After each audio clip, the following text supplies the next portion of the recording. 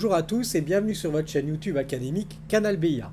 Dans cette courte émission, nous allons traiter des aides à la navigation, ce que l'on appelle la radionavigation et en particulier l'ILS, l'Instrument Landing System.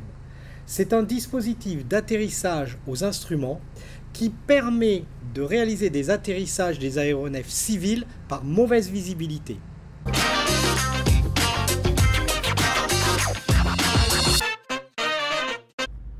Commençons par donner une présentation de ce que l'on appelle le dispositif ILS, qui est donc un système d'atterrissage aux instruments. Il fait partie des moyens de radionavigation qui sont utilisés ici notamment pour l'atterrissage des aéronefs civils par mauvaise visibilité. Nous verrons d'autres dispositifs de radionavigation pour d'autres situations dans une autre vidéo. Il s'adresse en fait, ce système ILS, aux aéronefs en régime de vol aux instruments. Il faut posséder une qualification particulière pour pouvoir faire un atterrissage en utilisant l'ILS. Plus précisément donc, l'ILS est un système automatique d'aide à l'atterrissage. Il offre un guidage à la fois dans le plan vertical et dans le plan horizontal jusqu'au seuil de la piste d'atterrissage. Il permet ainsi une approche de précision compatible avec des conditions météorologiques fortement dégradées. Où le pilote trouve-t-il l'information pour faire cette approche aux instruments sur un aérodrome donné? Je vous rappelle que lorsqu'un pilote est dans des conditions VFR et qu'il vole donc à vue, il va utiliser une carte d'aérodrome qu'on appelle la carte VAC, sur laquelle il aura l'ensemble des informations utiles pour réaliser un atterrissage en toute sécurité. Eh bien, lorsque le pilote souhaite faire un atterrissage aux instruments et utiliser l'ILS, il existe d'autres cartes sur lesquelles il va pouvoir trouver les informations associées à l'ILS, notamment la fréquence qu'il devra sélectionner. Et ces informations se trouvent sur des cartes qu'on appelle des cartes IAC. Instrument, Approach, Chart. Pour utiliser un système ILS, on a besoin de deux types d'installations. Une installation à bord de l'aéronef et une installation au niveau de l'aérodrome considéré. Sachez que tous les aérodromes ne sont pas équipés d'un dispositif ILS. Regardons tout d'abord ce qu'il est nécessaire de trouver au niveau de l'aérodrome pour pouvoir utiliser une approche aux instruments. Tout d'abord, il nous faut ce qu'on appelle un émetteur radiophare d'alignement de piste qu'on va appeler le localiseur. Et un second type d'émetteur radiophare qui là est un dispositif radiophare d'alignement de descente qu'on appelle le glide. Au niveau de l'avion, on a besoin d'un récepteur VHF pour le localiseur qui va donc intercepter le signal émis par le radiophare d'alignement de piste et d'un récepteur UHF qui récupérera le signal émis par l'émetteur radiophare d'alignement de descente. Et en plus, nous avons besoin d'un dispositif d'affichage pour que le pilote soit capable d'exploiter les informations recueillies pour faire cette approche de précision. Enfin, comme dernière information, sachez que les fréquences utilisées pour ce système d'approche aux instruments, ce sont des fréquences VHF comprises entre 108 et 111,95 MHz. Donc des ondes situées dans le domaine des très hautes fréquences. On va d'abord présenter l'installation au sol de l'ILS, et plus particulièrement le localizer ou le radiophare d'alignement de piste. Ce localizer fournit des informations de guidage dans le plan horizontal. Grâce à un réseau d'antennes directives situé dans le prolongement de la piste, ce dernier émet un faisceau radioélectrique permettant de fournir au pilote une indication d'écart horizontal par rapport à l'axe de piste. Dominique, je te fais remarquer sur la photo de droite qui représente la piste principale de l'aérodrome de Montpellier, la présence du système d'antenne localiseur en bout de la piste 30 droite. Je vous rappelle que la piste 30 droite est en fait la piste orientée à 180 degrés par rapport à la piste 12 gauche qui nous fait face. Vous remarquez également que ce système d'antenne du localiseur, c'est en fait plusieurs petites antennes qui occupent toute la largeur de la piste. Alors, on va essayer de dire un mot sur le principe de fonctionnement des antennes du localizer. Rassurez-vous, ce principe physique n'est pas au programme du BIA, c'est juste pour vous donner une idée comment ça se passe. Cet ensemble d'antennes rayonne ce qu'on appelle en physique une porteuse très haute fréquence, modulée en amplitude par deux basses fréquences, 90 Hz et 150 Hz. Ce rayonnement se fait suivant deux lobes se recouvrant partiellement au voisinage de l'axe de la piste, comme vous pouvez le voir sur le schéma ci-dessous. L'un des lobes rayonne la porteuse modulée à 90 Hz et l'autre la porteuse modulée à 150 Hz. Le taux de modulation dépend de la direction d'émission, ce qui permet de déterminer au voisinage de l'axe de piste deux zones. À droite de l'axe, le taux de modulation du 150 Hz, qui est supérieur au taux de modulation du 90 Hz. À gauche de l'axe, le taux de modulation du 90 Hz, qui est supérieur au taux de modulation du 150 Hz. Sur l'axe, les taux de modulation reçus sont égaux. Bon Dominique, ce que tu viens de nous expliquer, c'est pas très simple. Alors, si j'ai bien compris, ce qu'il faut que l'on retienne, c'est que finalement, ces antennes du localiseur vont permettre au pilote d'identifier l'axe de piste.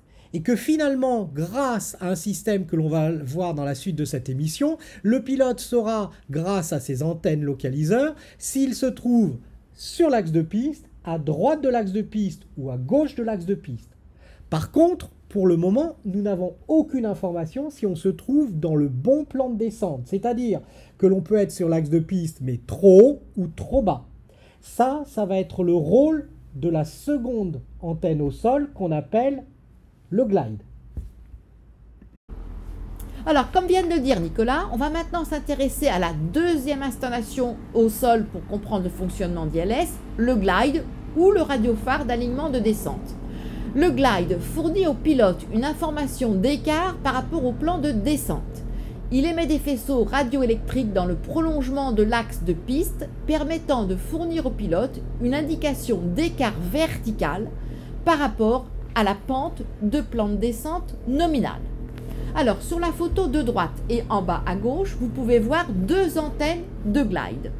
Chaque antenne glide est constituée par un ensemble de trois antennes situées sur un pylône vertical, généralement entre 120 mètres et 150 mètres sur le côté de la piste, et parallèle au point d'atterrissage du train principal de l'avion, qu'on appelle le touchdown, situé entre 240 mètres et 480 mètres à l'entrée de la piste.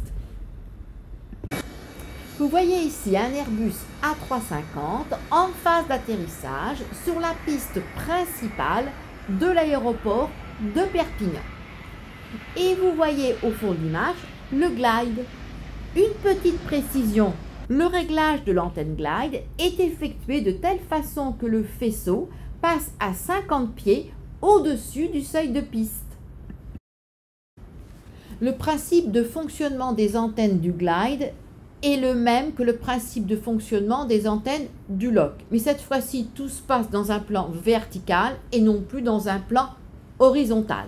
Donc le glide permet de définir un plan de descente idéal qui correspond à une pente de 5% ou de 3 degrés pendant la totalité de la phase d'approche et jusqu'à l'atterrissage. Alors Dominique, si j'essaie de résumer tout ce que l'on a vu pour le moment. Nous avons au sol deux antennes, le LOC et le glide. Le localiseur qui est une antenne qui va nous permettre de savoir si notre approche en finale est bien alignée sur l'axe de piste. Pour cela, en fait, ce localiseur va définir un plan vertical centré au niveau de l'axe de piste. Et nous saurons ainsi si nous sommes alignés sur cet axe, à droite ou à gauche de cet axe. La deuxième antenne, le glide, va nous donner une information sur le plan de descente. Le plan idéal étant un plan de pente égal à 5%, soit 3 degrés d'angle. Eh bien, si nous réalisons l'intersection de ces deux plans, nous obtenons une droite, représentée ici par un trait noir sur ce schéma. Eh bien, ce trait noir symbolise la trajectoire que devra suivre un avion lorsqu'il souhaite réaliser un atterrissage aux instruments. Passons maintenant au niveau de l'avion. comment sont traduites les informations données par les deux antennes au sol. Les informations du lock et du glide peuvent être affichées sur des instruments de bord, comme l'OBI à gauche, utilisé aussi pour afficher les indications VOR que nous verrons dans une autre émission. Elles peuvent être aussi affichées sur l'horizon artificiel, situé à droite. Sur ces deux instruments, l'affichage se présente sous une forme identique. Lorsque l'ILS est en fonctionnement, deux barres ou deux aiguilles mobiles sont visibles. Sur l'instrument à gauche, ce sont deux barres blanches sur l'OBI. Sur l'horizon artificiel à droite, ce sont deux barres jaunes. L'une est verticale et correspond à l'indication du lock. L'autre est horizontale et correspond à l'indication du glide. On va maintenant détailler le principe de l'affichage au niveau de l'instrument de bord. Chacune de ces barres, verticales ou horizontales, est associée à une échelle d'écart. Ces échelles ne donnent pas la distance à laquelle se trouve l'avion par rapport au lock ou au glide, mais elles indiquent un écart angulaire. Le centre de l'instrument représente la position de l'aéronef. C'est le cercle en rouge sur le schéma. Pour le lock, dessiné en bleu, un repère représente 0,5 degré de déviation gauche ou droite. Le décalage maximum est de 2,5 degrés de part et d'autre de la position centrale. Pour le glide, entouré en jaune, l'espace entre deux points de la barre représente 0,7 degrés, soit 3,5 degrés de décalage maximum au-dessus ou au-dessous de la ligne de référence glide. Ainsi, grâce aux indications des barres de l'indicateur ILS, le pilote sait où se trouve son appareil par rapport au milieu du lock et par rapport au plan de descente. Il peut ainsi apporter les corrections nécessaires pour amener l'aéronef à suivre la ligne d'intersection entre ces deux plans. Pour cela, il applique la règle générale du pilotage aux instruments. La correction doit se faire toujours en direction des aiguilles. Les pilotes disent « on va chercher l'aiguille avec le manche ». Tout à fait, Dominique. Je te propose, pour illustrer ce que tu viens de dire, de regarder l'exemple de situation que nous avons sous les yeux. Nous voyons donc l'indicateur ILS avec les deux barres verticales et horizontales. Nous nous apercevons que la barre verticale, qui correspond au lock, est à gauche du cercle, au centre, qui correspond à l'avion. En conséquence, ça veut dire que l'avion se trouve à droite de la balise lock, et donc à droite de l'axe de piste. Ça veut donc dire qu'il va être obligé de mettre du manche à gauche pour aller chercher l'aiguille avec le manche et ainsi ramener l'aiguille verticale au centre. Au niveau maintenant de l'aiguille ou de la barre horizontale qui correspond donc au glide, à la pente de descente. Vous voyez que cette barre se trouve au-dessus du cercle central correspondant à l'avion. Cela signifie donc que l'avion se trouve sous le plan de descente. Le pilote va donc devoir tirer sur le manche pour ramener cette barre horizontale au niveau du cercle central de l'instrument.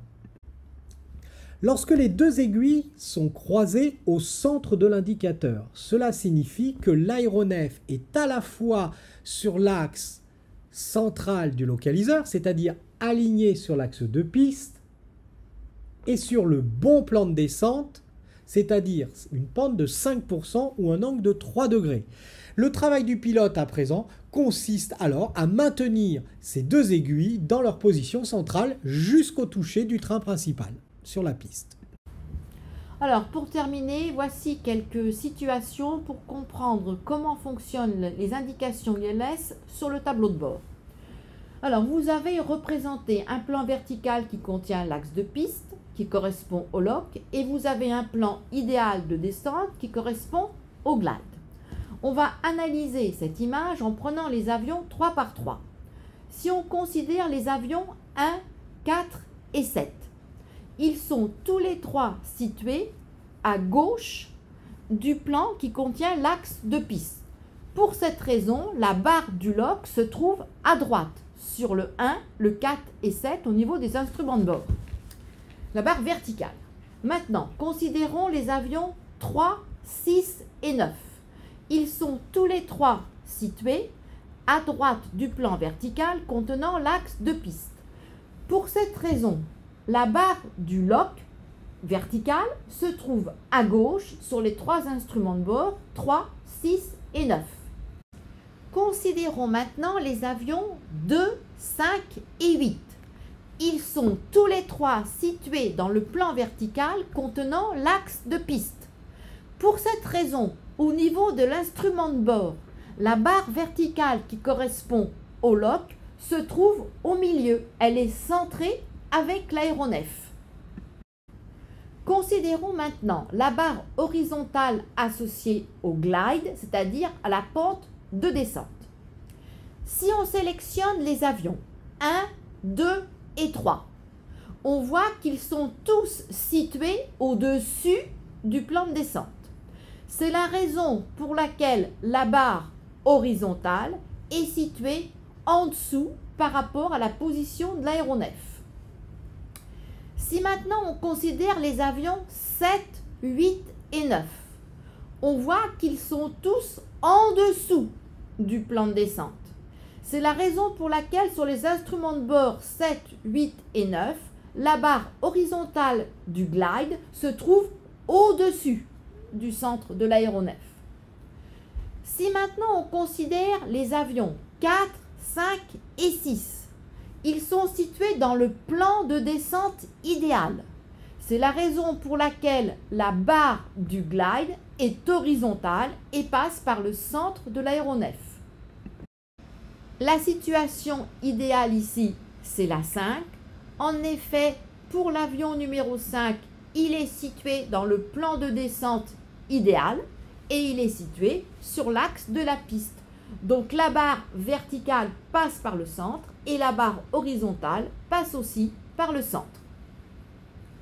Alors si maintenant on reprend la situation numéro 1 au niveau de l'instrument de bord, on voit que la barre verticale est à droite. Donc pour corriger, le pilote devra mettre du manche à droite.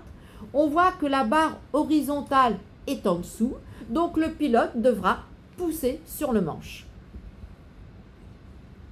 Si on prend maintenant la situation numéro 6, on voit que la barre verticale est à gauche, donc le pilote devra mettre du manche à gauche, et comme la barre horizontale est située au milieu, il n'a rien à faire d'autre. Cette émission touche à sa fin. Un très grand merci à toi, Dominique, pour sa présentation.